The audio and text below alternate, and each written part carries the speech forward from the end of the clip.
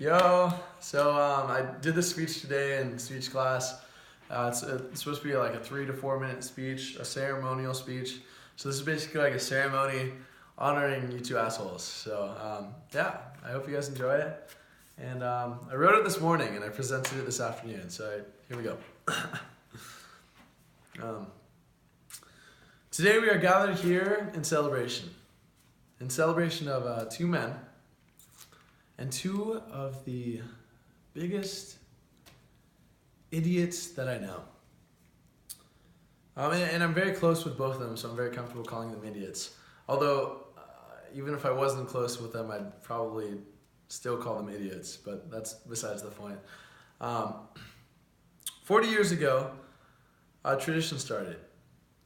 My dad and my Uncle Steve started a tradition of strapping about 50 pounds of random shit to your back and for survival, and then walking across very long distances. This is also known as backpacking.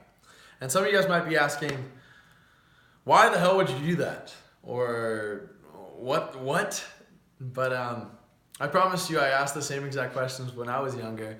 And yeah, but unfortunately we're not here to berate both of them.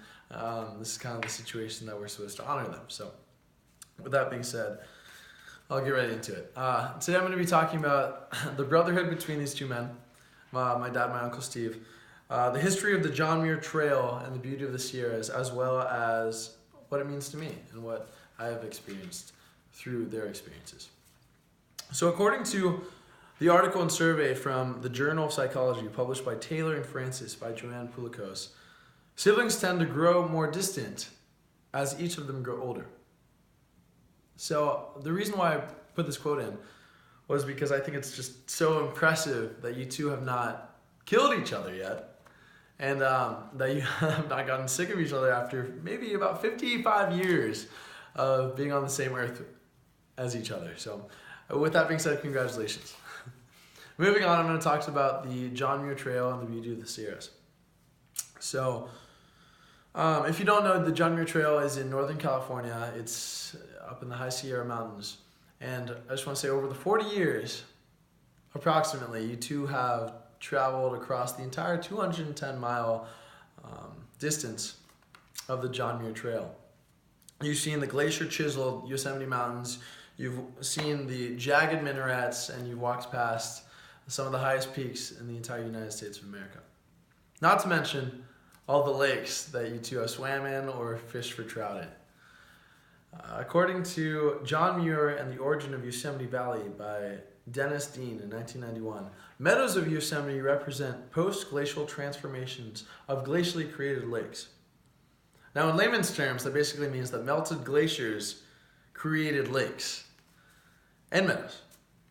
And so the reason why I brought that quote up is I think it's very interesting that the 40 years of tradition that you two have shared adds to the overall tradition of what Yosemite and the High Sierras is.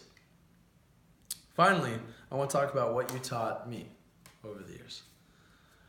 Both of your sons, me and my cousin Austin, you have taken on about, I want to say 5 or 6 very long trips backpacking through the Sierras. And I want to say that I wouldn't trade them for anything.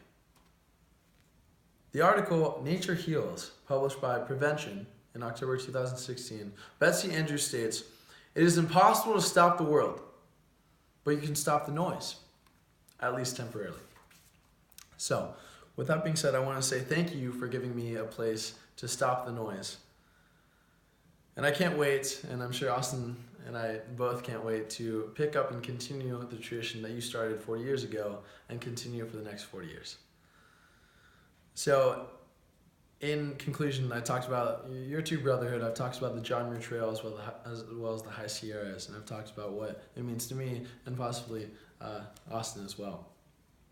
And finally, I just want to say thank you for taking me off the beaten path, both literally as well as figuratively. Thank you.